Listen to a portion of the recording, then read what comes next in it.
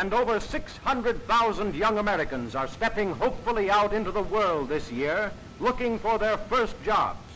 The same number faced a similar problem last year. An equal number will face it next year. What chance have these boys and girls in a world already staked out? Now that the land frontier is closed, good morning, son. Have a good sleep? Oh, like a log. Will they find welcome or closed signs on the gateways of opportunity? Blah, blah, What blah. can a How young can you stand it generation before look forward breakfast? to? Wait a minute, What Bud. hope is there for youth in the world of tomorrow? The answers to these questions are vital to every man, woman, and child in the nation. They present grave problems to labor, commerce, agriculture, and industry. Their solution should be of primary concern to education and government, for the quality of citizenship. You're telling is at us. stake.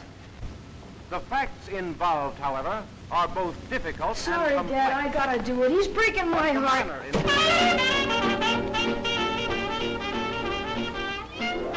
I should think you'd be interested in hearing about opportunities for young people. What opportunities? Say, do you know the motto of the last graduating class? Something lofty, no doubt. Yeah. WPAU we come. That's super lofty. Well, I guess times change. I remember when I was your age, Sure, I know. You were working for a hardware jobber, and you kept right on till you saved enough to open your own store. Yes. And I don't see... Because times changed, like you said. We got all the hardware stores we need. And all the grocery stores, all the doctors, all the lawyers, all the gas stations, all the everything. But it don't stand to reason that a country with our record could all at once lack openings for young fellas. No, you just try and get a job. Maybe it is difficult, but it's worse to be a quitter. Now, you've got years of school ahead of you. Yet you let your friends talk you into believing you're licked already. Well, they know what they're about. Now listen, son. I wasn't going to tell you this, but you're the reason we came here all the way from Indiana. You've heard all the talkers. Now I'm going to show you the doers. That's why I brought you and your mother to the fair. Holy smoke, the fair! I forgot where we were. Hey, Grandma! A couple of guys are starving out here. How's the job coming? Hold your horses, Bud. We'll be ready in a minute. He sure do think a lot about his stomach. You probably had a good appetite yourself at his age, Elvira. Lord, Miss Harrison, if appetites was houses, I'd almost all a holler right now. How's the table, Jane? Is it set? All set, Mother. Come on, everybody. Breakfast is ready. That's the best news I heard since I got here. Hi, Mom. Boy, am I hungry. I don't know which I've been looking forward to the most, the fair or your cooking, Mother. Don't pay any attention to him, Grandma. He says that to all the cooks. Well, you can't make a cook mad by liking a cooking. That's a good thing for a young man to remember. I'll say it is. That's how Dad got his corporation. Hey, that's not a corporation. That's private ownership. A man's entitled to a stomach at his age. Anyway, it's nice to have my family with me again. Even if it took a World's Fair to get you here. Well, we thought you had your hands full with just one member of the family. Nonsense. Barbara's been a lifesaver. Really, she has. I'd have been pretty lonely here without her. How is she getting along with that art business she's studying? I don't know, Tom. It's over my head. I gave up when she told me pictures on calendars weren't art. Wonder what in the world's keeping her. Babs, your breakfast is ready. We're waiting for you. Well, we may be waiting, but I don't think it's noticeable. Morning, Dad. Good morning, Babs. Morning, Mother. Morning. Morning, Grandma. Morning, dear. And that's for a fresh little brother. That's a fine way to treat a guy that's come all the way from Indiana to see you. The fair, of course, had nothing to do with it.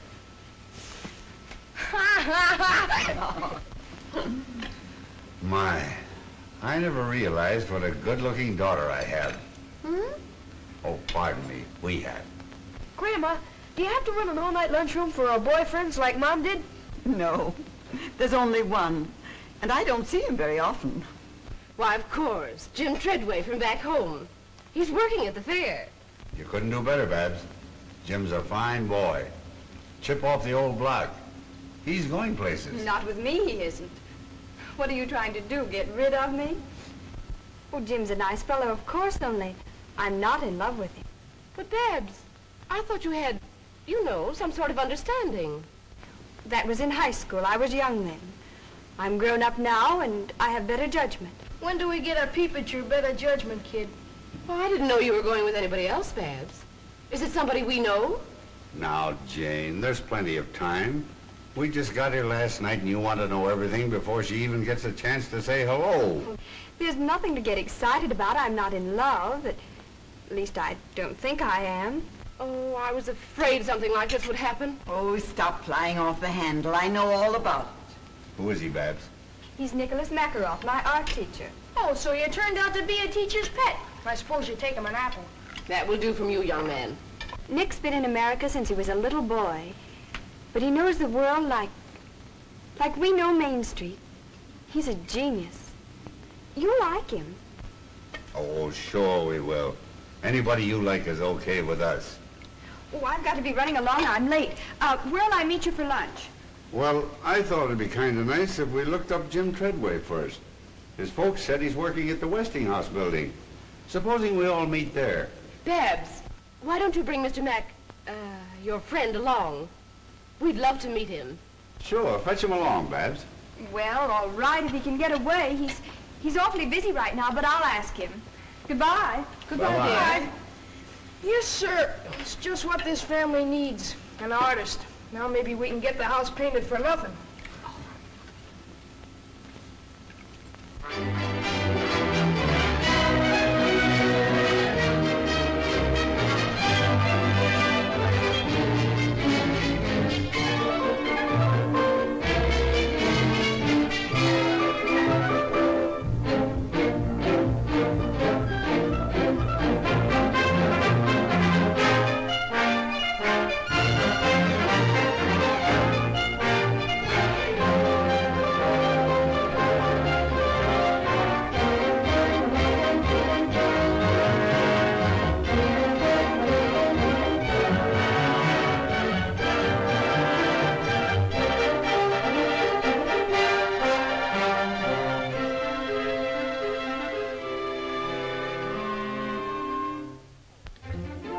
Microvivarium to the playground of science. Hiya, Jim, how's the boy? Hello, Bud! The same old Bud. That's a new one, isn't it? Yeah, isn't it a beaut? Hello, Jim. Hello, Mrs. Harrison. How are you, Mrs. Middleton? Oh, Jim, it's so good to see you. You're looking fine. It's good to see you again. Hello, Mr. Middleton. How are you? Put her there, Jim. You're certainly a sight for sore eyes. It's sure grand to see somebody from the old hometown. When'd you get in? Just last night. Your father and mother saw us off. They said if we didn't look you up the first thing, they'd never speak to us again. Say, Jim, just what do you do around here? Are you a boss or something? Well, not exactly, Bud. I'm sort of backstop for the guys. When they can't answer a question, I take a crack at it. If I don't know it, I look it up, which is often. Gee, I didn't know you were that smart. I'm not, Bud. But you see, before the fair opened, we took a special course of instruction to prepare us for the questions the company thought might be asked. Well, do they stick you very often? And how? Why, just this morning, a lady asked me how long it would take to read the microfile in the time capsule. We've been reading a lot about the time capsule. Could we take a look at it? Why, sure. You can get to it this way. Time capsule of cupuli, deposited on the site of the New York World's Fair on September 23rd, 1938, by the Westinghouse Electric and Manufacturing Company. If anyone should come upon this capsule before the year AD 6939, let him not wantonly disturb it, for to do so would be to deprive the people of that era of the legacy here left them. Cherish it, therefore, in a safe place. 5,000 years from now, the peoples of the future will look back on us as we look back on the early Egyptians and Babylonians. The time capsule down there is actually a message from our time to theirs. Those who open and study it will know more about us than any man living today. But Jim, how in the world do you know it'll last so long? Because the copper tools of the ancients have come down to us from even farther back. The capsule is made of a still better copper alloy called cupuli. It's hard as steel and equal to pure copper in resistance to corrosion. Well, what I'm wondering is how anybody will know how to find it in the year, what was it, 69, 39? How to find it, what's in it. In fact, everything about it was printed in a book of record of the time capsule. It's on permanent paper that's been distributed throughout the world. To libraries, museums, lamassaries, monasteries, temples, every safe place imaginable. Well, who picked the stuff that was to go in it, Jim? A committee, aided by authorities in every field of science and the arts. It's a complete record of our civilization. Is this exactly like the capsule? Yes, and it's cut away so you can see how it's packed. These side cases show you the variety of things in it. Look, there's a woman's hand. The ladies have to reveal a lot about us to future scientists. It sure will. They'll think we're nuts. Are these little reels the microfile? Yes. It's hard to believe, but on these small reels of film are reproduced all these books, papers, and magazines. It's a record of 10 million words and 1,000 pictures. Well, how will they read them? A small microscope is included. But there are also instructions how to make a large reading machine.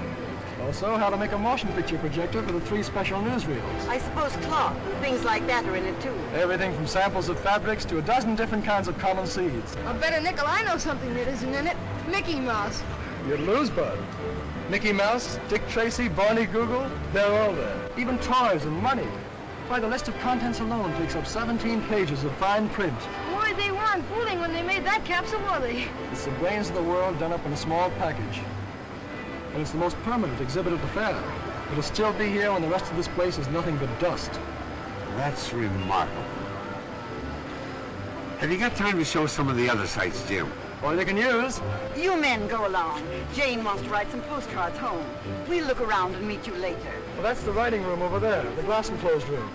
Perhaps you'd like to enter our letter writing contest. Letter writing contest? What's that, Jim? Well, both the folks who write and receive the best letters home from the fair each week are awarded cash prizes.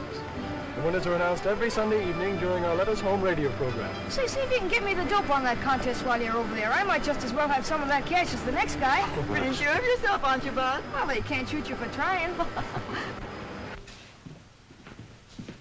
looks like the shop of old Watch the Birdie Schultz. Remember him, Jim? 6 deluxe portraits for $1. You'd better take another look. He never had a camera like that one. That's a television camera. Holy smokes, does it work? Of course. You go down there, Mr. Middleton. You can see and hear Bud on a whole row of television receivers. You better be good. Bud, this is Frank Wells. Frank, this is Bud Middleton from the old hometown. Hiya, Bud. Hiya. Now, just act and talk naturally. Oh, is it going? It's on. Hiya, folks. This is Clark Gable Middleton speaking. As you can see if you've got your television sets turned on. What state are you from, Bud? Indiana, the greatest state in the world. And if Grover Whalen's listening in, New York's okay, too. Well, what do you think of the fair? Well, as a guy I once studied about said, I came, I saw, and I'm almost conquered. How am I doing, Dad?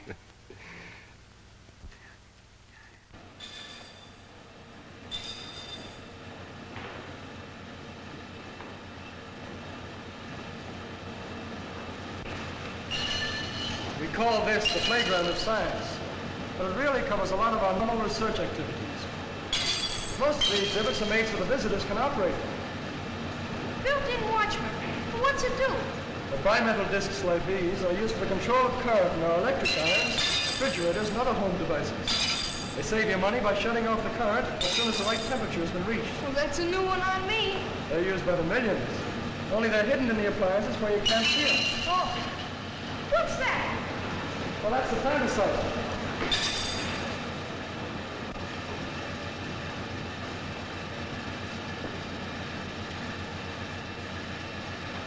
Say, Jim, don't you ever feel bad about passing up that chance to play pro football?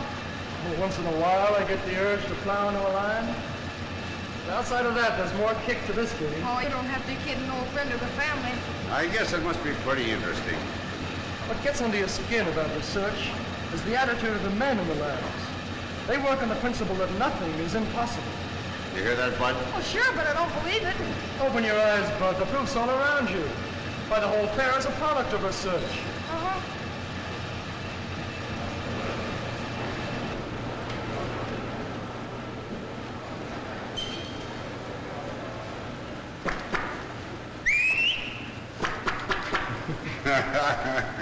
One can't help marveling at all the new things they're inventing every day. A company can't stand still under the American system of private enterprise. It has two ways to go, back or forward. If it can make better products than the other fellow, it moves ahead. If it can't, the other fellow gets the business. But in either case, the public benefits. You mean in better goods? Yes. That's where fellows like me come in. In our research labs, we have four main jobs. We must constantly improve our existing products, so more people will be enabled to buy them. We must try to lower their cost by cutting waste of effort and material. Then we must anticipate the demand for new products before people realize they need them. Well, that's only 3 jobs, Jim. I kept count. The last is industrial prospecting. Like prospecting for oil or gold. Sometimes we hit gushers, like radio, mechanical refrigeration, or air conditioning. Then 100 new industries spring up and thousands of new jobs are created. And another boost is given to our standard of living. Just remember that, Bud. Well, here's something else that might interest you, Bud. Here's the oscilloscope. Talk or blow or whatever you did before into the mic, and you'll see your voice projected on the screen.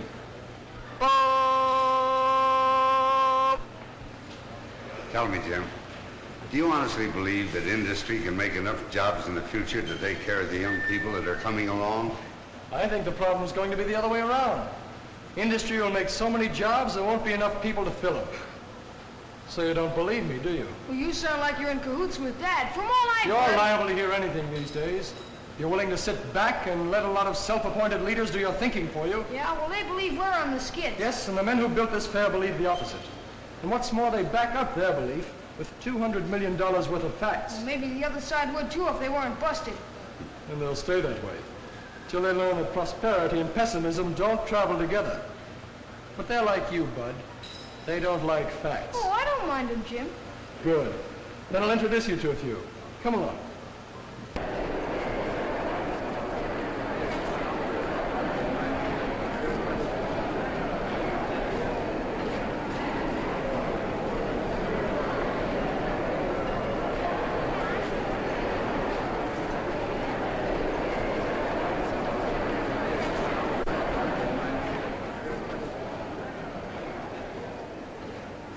Isn't it wonderful, Nick? Beautiful. I guess we're a little early. What do you want to do? Anything but inspect this temple of capitalism? Oh, Nick. Look at them. Their eyes popping out of their heads, drooling over the very things that are taking away their jobs. Now, Nick, don't get all excited. My family think that America is a pretty swell place, and I don't want you to disillusion them. I know. I'm here to be exhibited. Mute but beautiful. Don't say that, please. I want them to like you, to know you as I do. Did you tell them we're in love?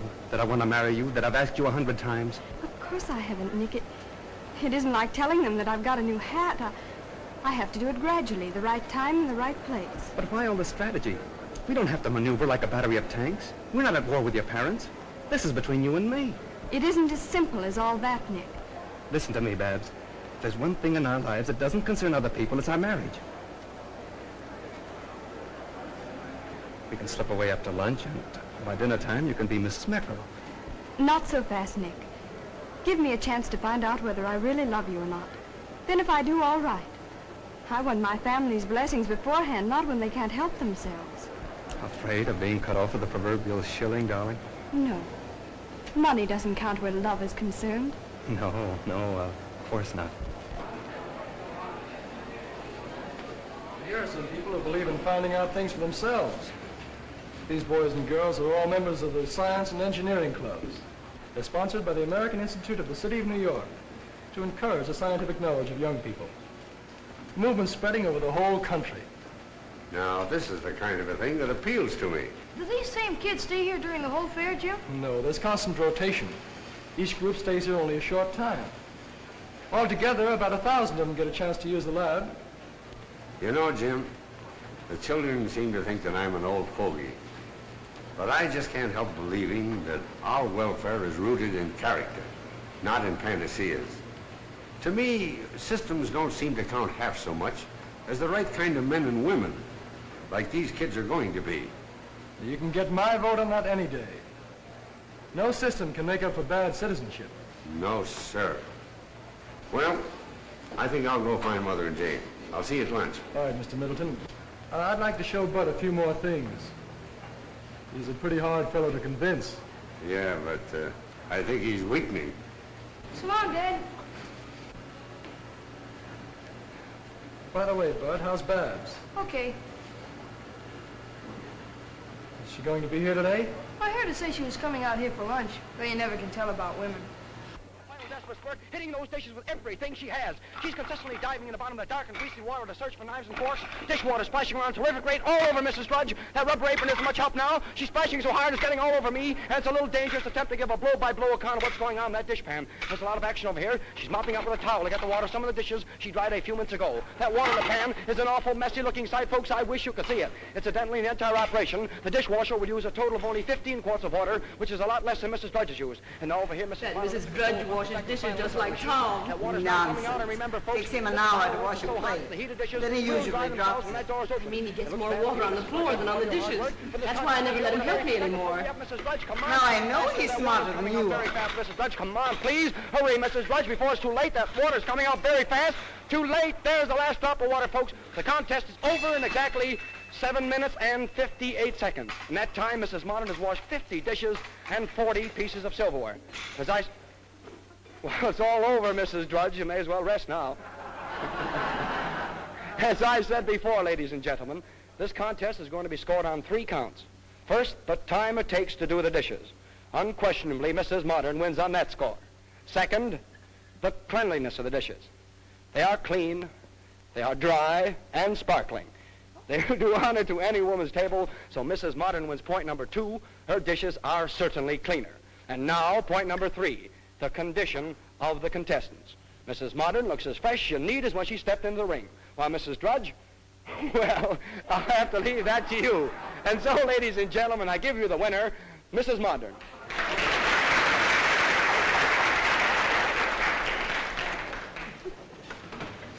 I'm tired just from what that announcer said. Did you hear him, Mother? In 15 years, a woman washes, dries, and stacks a pile of dishes 9 times higher than the Empire State Building. Imagine it. Well, that didn't impress me half as much as seeing Mrs. Modern read a paper while her dishes were being washed. She'll look young when she's 100. Hi, Babs. Shake hands with an old pal of yours. Why, Jim, Babs, how are you? It's nice to see you again. you're looking well, as usual. Oh, this is Mr. Makaroff, my art teacher. Nick, this is Jim Treadway, one of the hometown boys. We're glad to know you, Mr. Makaroff. How are you? And this is my little brother, Bud. Hi, Mr. Makaroff. Hello. Oh, say, Babs, we're on our way to the Hall of Power. Why don't you tag along and learn something? Well, there's plenty of time before we meet the folks. I don't know, it might be fun. What do you think, Nick?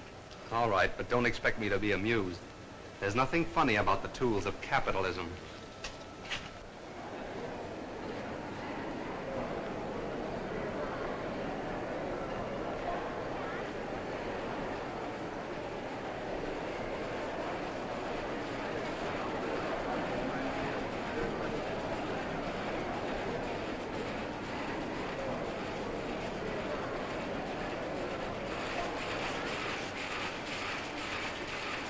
Boy, look at that machine-baked ribbon. 7 at a time. Ain't it a honey? You'd be nearer right if you called it a Frankenstein's monster. No, that's in the movies. Why do you call it that, Nick? Machines like this destroy jobs. Think of the number of people who'd be working if we didn't have these power looms. Yes. I guess every woman in America would be weaving. And every home would be a sweatshop producing clothes for the family. Like they were before we had power looms. I don't think I'd like that very much. I don't think you'd like homespun clothes either. Grandma tells me they didn't have much style, but they cost so much in hard labor you wore them till they fell apart. That's what the Cossacks do in Russia. Every couple of years they peel off their duds like sticking plaster. It might interest you to know that only the peasants do that. Not here they don't. We ain't got any. Bud, you didn't answer Nick's question. I mean about looms like this keeping people out of work. A fellow with a red beard asked me the same thing the other day. He waited while I looked it up. And there were 4 textile mills in America in 1800. They employed a few hundred workers and used water power. Today, with electric and other power, around 1 million persons are employed in the textile industry. And clothes are so cheap, no one has to make his own. That, I think, answers your question. What's over here, Jim?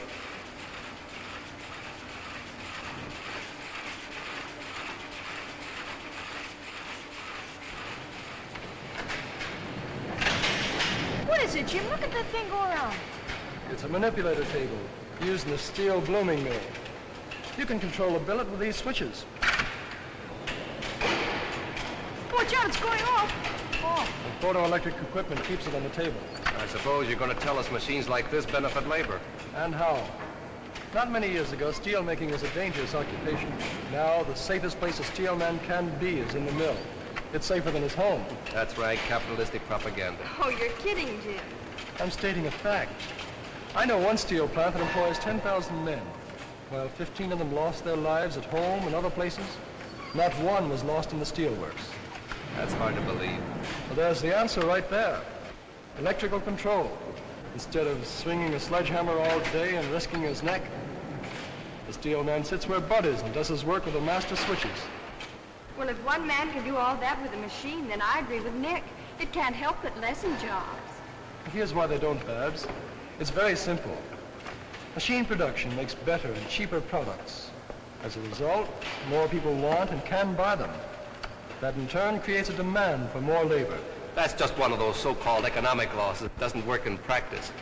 It works in steel, printing, textiles, and automobiles, and they're the most mechanized industries in the country. Yes. Let's go see what's over here, Nick. All right. Now, you can operate that yourself, Bud. Oh, thanks. Step on the dead man's pedal here, or keep it down always for the runner. Just step. That's your brake. This is your gong. Does your company make any really large equipment, Mr. Treadway? Yes, they do. Some so big it has to be shipped piece by piece. For example, an electric furnace we made for a large motor company is 330 feet long. I thought so. Those are the kind of machines that displace men. Mass market industries don't modernize to save jobs, Mr. Makarov. Their aim is to increase production. That's how employment is created. The only way, in fact. General statements don't mean much to me, Mr. Treadway. All right, facts then. I know in 1 year these people spend $9 million for what you call labor-saving machinery. That same year, they increased their payroll by 40,000 men and $88 million. Funny how a guy with facts can break up an argument. I suppose you think that's funny. Oh, so you can't take it, huh? Don't you think we'd better look up the folks? It must be nearly time for lunch. Yes, I guess you're right. They'll probably be looking for us. Come on, Bill. Okay. Nick, please be careful during lunch. Dad looks on things the same way Jim does, and he might take you seriously. But I am serious. I know, but promise me that you won't start an argument. All right, if you say so. But I won't enjoy myself.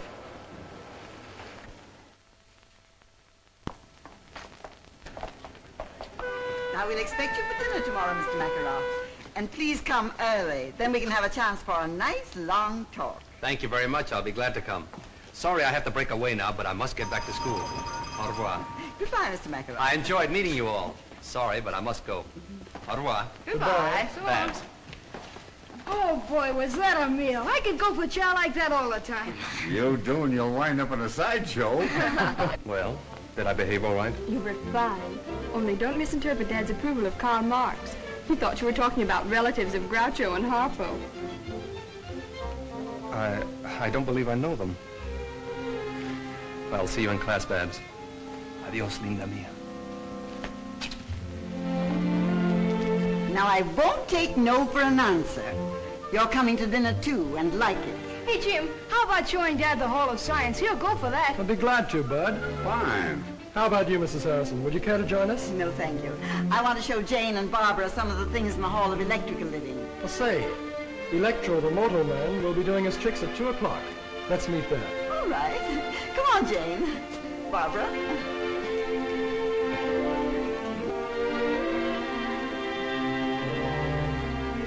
Well, This way.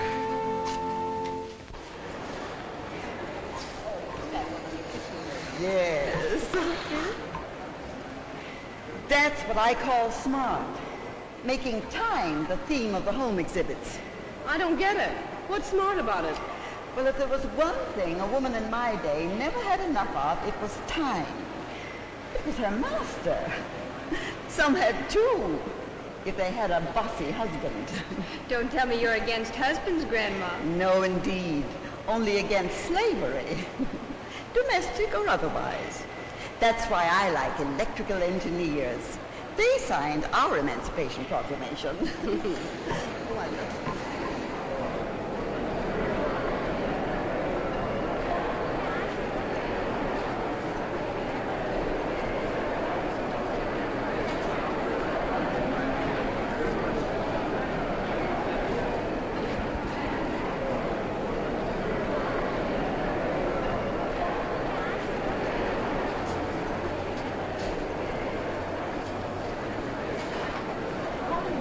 Beautiful kitchen. Neat, isn't it? Neat? Nothing. It's a paradise. No one who hasn't cooked over a wood stove by the light of a kerosene lamp can really appreciate what it all means. The steps, it would say. The good old days, eh, Grandma? Yes, and anybody who wants them can have my share. This is the new electric dishwasher. That's keen. Bud and Dad would sure go for it. They're the official dish dryers. Tom's going to get me a dishwasher like that for my birthday. It's the last thing he ever does. But, Mother, your birthday was last month. Well, I've just decided I'm going to have another.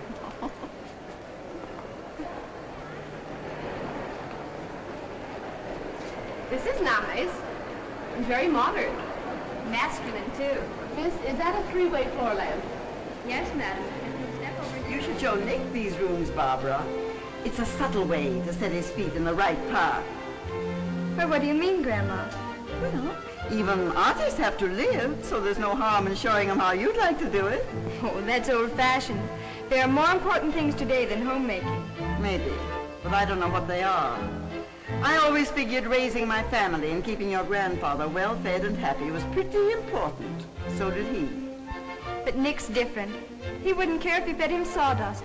He just isn't interested in such things. We put away a mighty good lunch for a fellow who doesn't care. But he doesn't care, really. He's an idealist. You should hear him in class. He talks more about Aristotle than he does art. Did he tell you how Aristotle got the time to be a philosopher? No, I don't believe he did.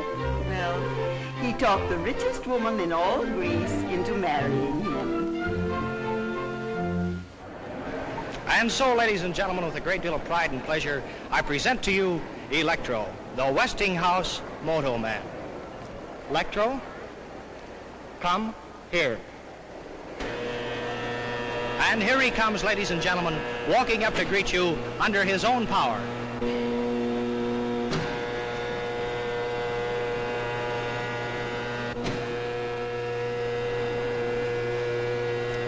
Stop.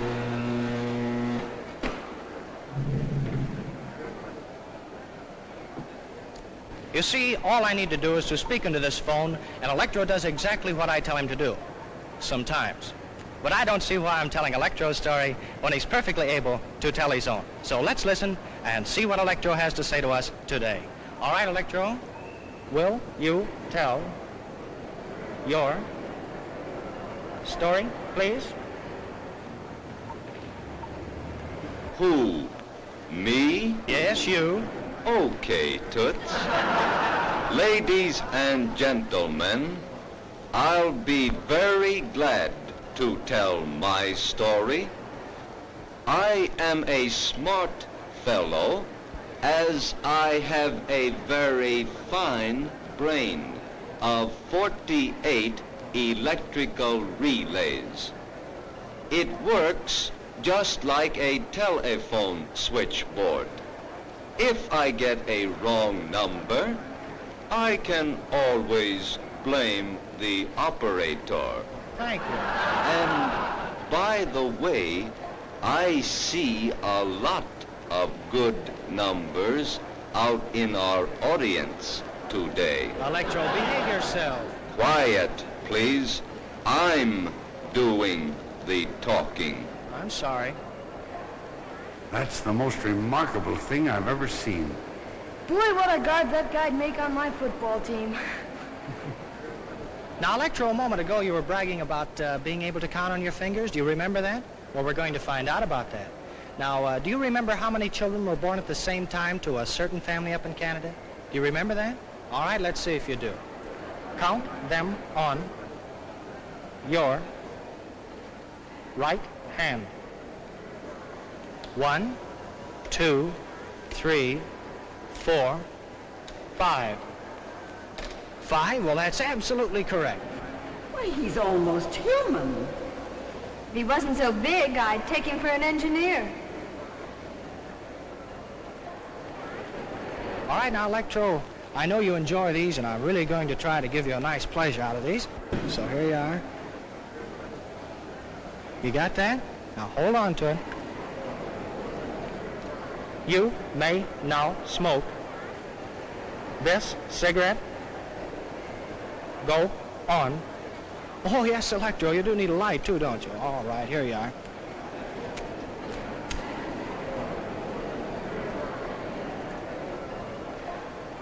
And, folks, he's only 2 years old, too. Just learning.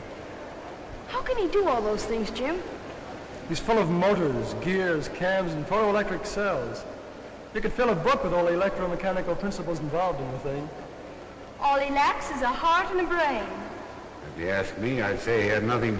Well, then all he lacks is a heart. He's not the only one.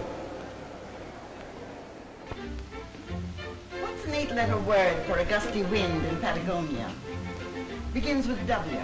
Have a heart, Grandma. How can I write a prize-winning letter with you asking about wind and things? Oh, I'm sorry, Bud.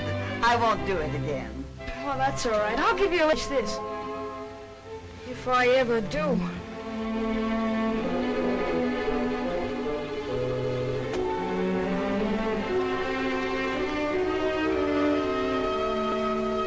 Say, Jim, what would happen if all the things Westinghouse developed first just disappeared? Well, suddenly, I mean. Well, it's easy. There'd be no electrical industry. It'll put the world back 50 years. Yes. Well, I figured all the others would write about what they saw at the fair. So if I tell them what wouldn't be there without Westinghouse, I won't have any competition. You got something there, Bud. Go to it. Hey, wait a minute, Jim. I need some facts. All right. Consider 3 out of the thousands of things we pioneered and where we'd be without them. Oh, just a second. All right, go ahead. First, alternating current, or AC as most people call it. It permits the economical sending of electric power long distances from where it's generated. Second, the steam turbines for use in the big power stations where electricity is made. And third, radio broadcasting. The Westinghouse station KDKA at Pittsburgh was the first to broadcast programs on a regular schedule. Do you think those are enough? Well, we make over 8,000 other products you could mention. I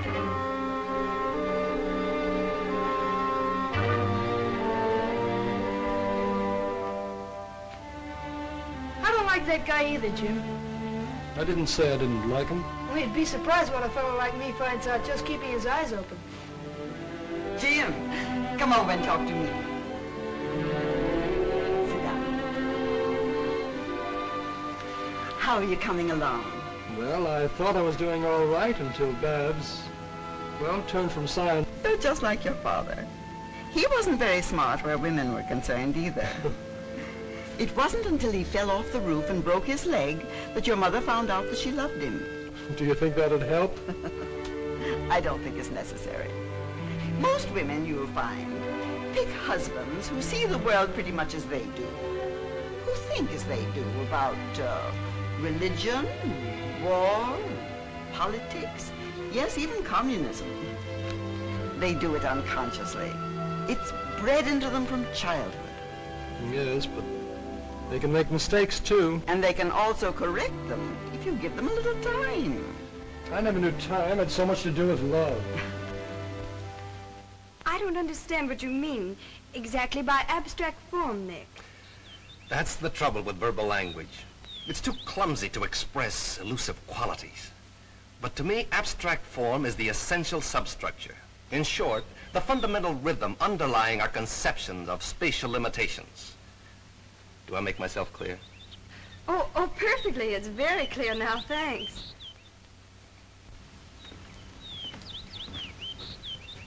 Say, this weather's almost as good as Indiana's. Don't get up. What do you got there, Mr. Makaroff? One of your paintings? Yes, it's a work that I'm rather fond of. A good piece of abstract painting, don't you think?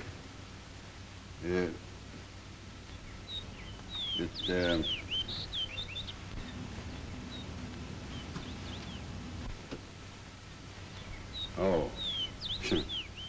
It's remarkable. Certainly got a lot of color. No doubt about that. What does it represent? Represent? Why, it doesn't represent anything. Why should it? It's a picture, an independent entity. There's no reason to imitate something else. No, I suppose not. It's just that I'm sort of used to looking at pictures of people and objects, you know. Why? Why? Well, it's,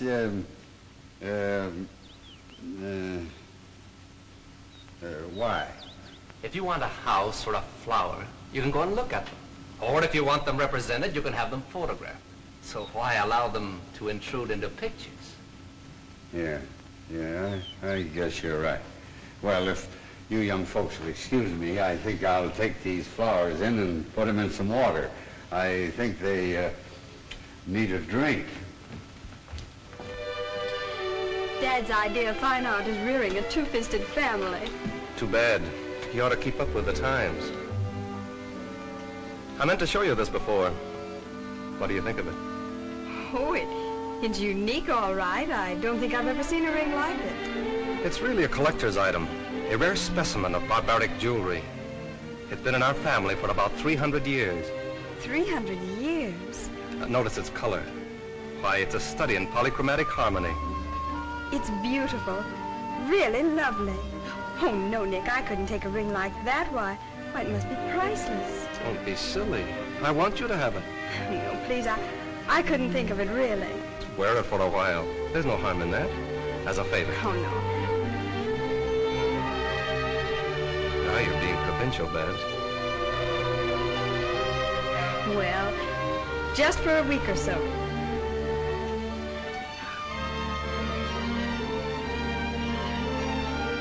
How does it look? Now that you're wearing it, I can tell you. This ring has been for over a dozen generations. The official seal of betrothal in my family. Well, I think the others would like to see it. Mother! Dad!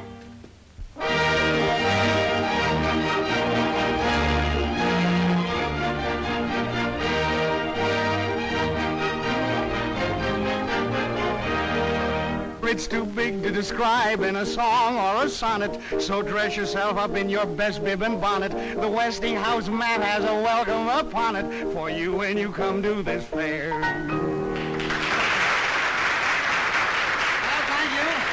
Thank you. And now, the fourth winner in our Letters Home contest, a very young man from Riverdale, Indiana. Dear old Indiana, garden spot of America, Mr. Bud Middleton. All right, this way, Bud, and congratulations. Now, your prize-winning letter in the Westinghouse contest made all the judges sit up and take notice. These are unusual judges, that's all they took. Well, let's see. You had all your family with you, according to your letter, so you wrote that letter to a pal of yours back in Riverdale, didn't you? Yeah, to Tubby Parker, but I won't know how much of a pal he is until I get back home and find out if he's been dating my girlfriend. Oh, maybe you made a mistake writing to Tubby. Remember, he gets half of your money, you know. Well, that's okay, but I'm serving notice. That's as far as our sharing goes. Well, that's fair enough. But tell me, Bud, what are you going to do with your prize money? Well, I think I'm going shopping for parts to make a shortwave radio set. There you are, folks, the boy of tomorrow. But no fooling, Bud. Really, you wrote a mighty interesting letter. It described how the fair would look without the electrical contributions of pioneers like Westinghouse. Imagine a fair without electricity. The folks? Uh-huh. Hello, folks. But I'm going to spare the details that you went into in your letter, and suppose you just sum up what you said. If it weren't for fellas like these Westinghouse engineers, what would this fair be like? Well, I don't think they'd be any fair. Well, that's fair enough, too, isn't it? And very much to the point. Thank you very much, Bud, for those kind words. But I believe our vice postmaster in charge of judges, our personable Miss Bennett, has the verdict ready as to the grand prize, our double award for the best letter of this week's crop. Am I right, Miss Bennett? Yes, I have it here, Mr. Perkins. And who, may I ask, is the lucky winner? The winner is Mr. Bud Middleton. Very good. Oh, boy, the jackpot! Electricity, here I come!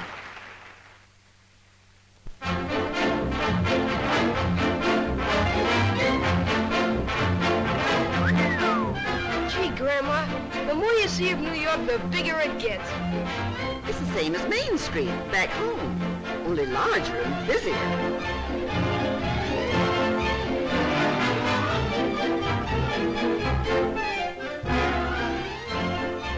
Well, maybe we can get what I need here.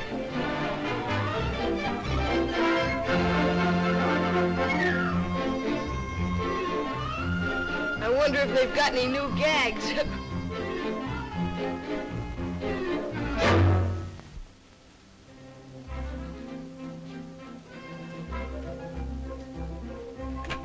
The spitting image or I'll eat your hat without salt. We might be wrong.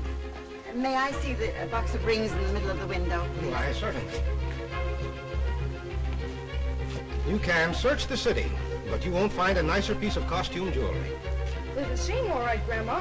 That's a perfect copy of a ring in a Moscow museum. Is it very expensive? Well, I'll be very honest with you. It's worth more, but you can have that for $2. And at that price, I'm practically giving it away. I'll have a half a dozen, if you please.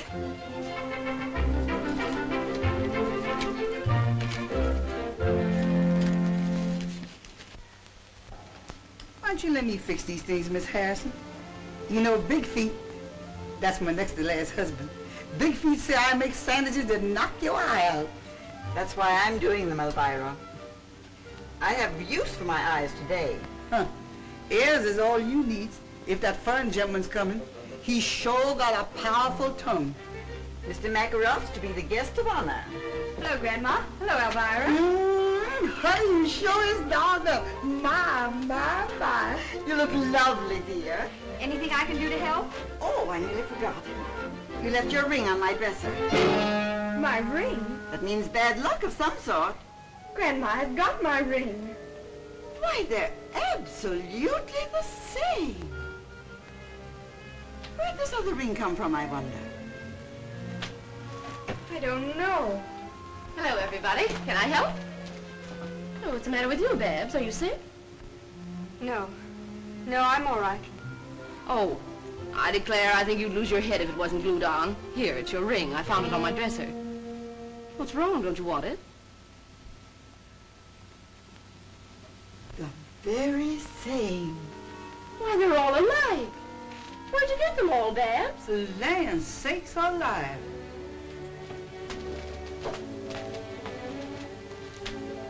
Do you know what this is all about, Mother? Me? How should I know, Jane? Come on now, take these sandwiches in and stop looking at me as if I'd stolen your purse.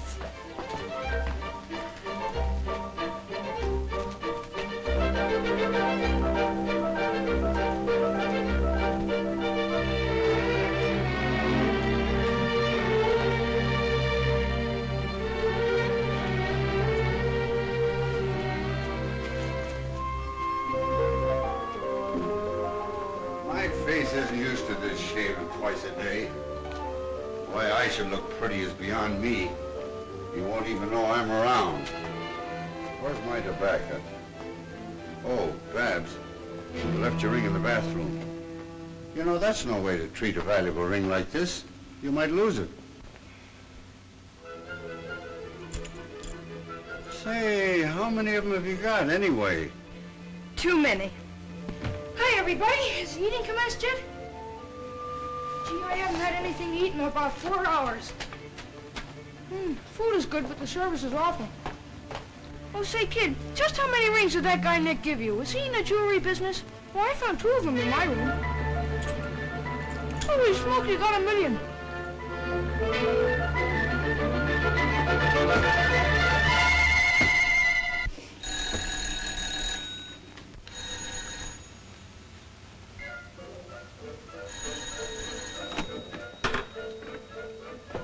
Good afternoon. Is Miss Barbara in? Yes, sir, Mr. Mako. There's all here. Come right in, sir. Just lay your head on the table there, sir, and follow me.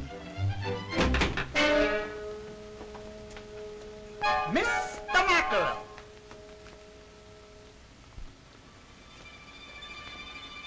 Good afternoon, Mrs. Middleton. Hello, Bud. Mrs. Harrison. How are you, Mr. Middleton? Babs. Haven't you lost something? Young ladies shouldn't leave their valuables lying around. I found this on the hall table. Quite a study in polychromatic harmony. Don't you think? Why, the dirty crook told me there was only one of them. Don't put it on that. Give him a chance. Hey, let go of my arms. Will you get up? Hey, come on now. You gotta beat it, Nick. He's a wild man. When he gets going, I can't hold him much longer.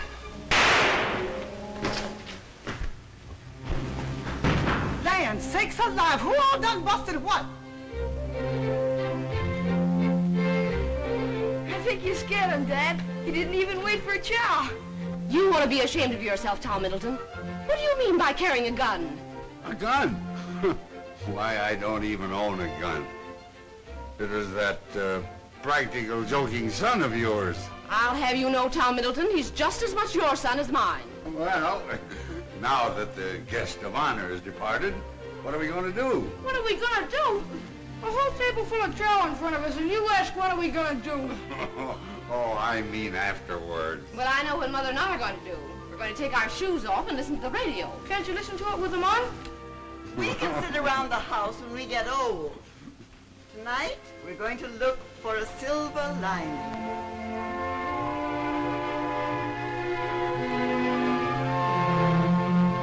Just 46 years ago this month, I was doing the same thing, watching the lights of a World's Fair. The Columbian Exposition at Chicago. That was the first American fair lighted by electricity. Yeah. And Jim's company furnished most of the lighting for it. We've come a long way since then. Say, Jim, did you hear about the dame asking when the keepers feed the lagoon?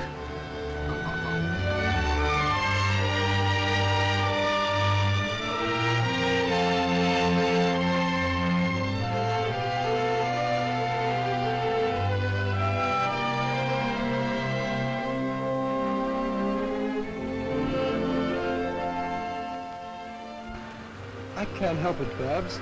I've got to talk. Please, Jim, not now. Just let me hold on to you.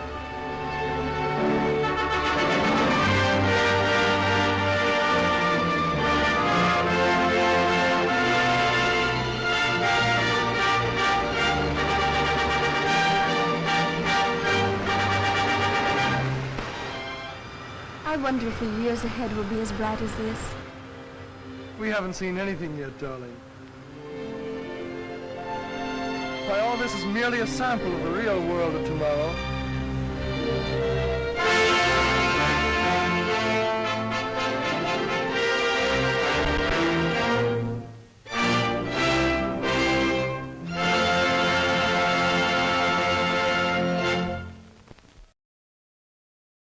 This has been a presentation of the Library of Congress. Visit us at loc.gov.